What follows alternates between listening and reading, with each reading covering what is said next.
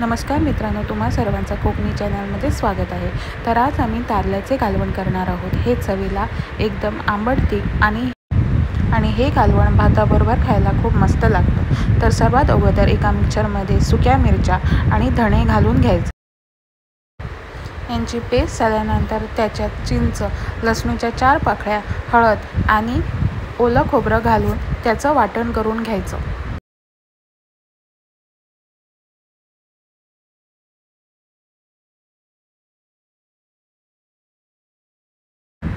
मिक्सरमधून ते वाटण एका पातेल्यात काढून घ्यायचं आणि तुम्हाला पाहिजे तेवढं ते वाटण पाणी घालून पातळ करून घ्यायचं।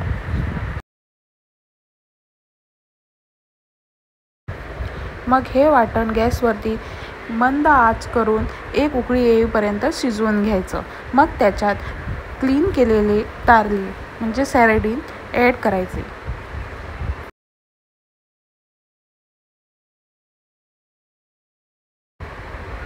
ते घातल्यानंतर ते मिक्स करून घ्यायचे आणि त्याच्यात तिरफळं जे गोव्यामध्ये लोकली अवेलेबल असतात ती घालून घ्यायचे। त्याच्यामुळे कालवणला मस्त चव येते।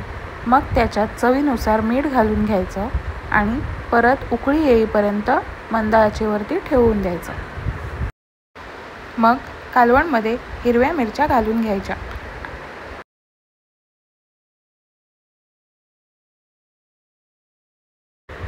आता कालवणमध्ये वरून कोथिंबीर घालून घ्यायची, म्हणजे कालवणला कोथिंबीरची पण मस्त चव येते।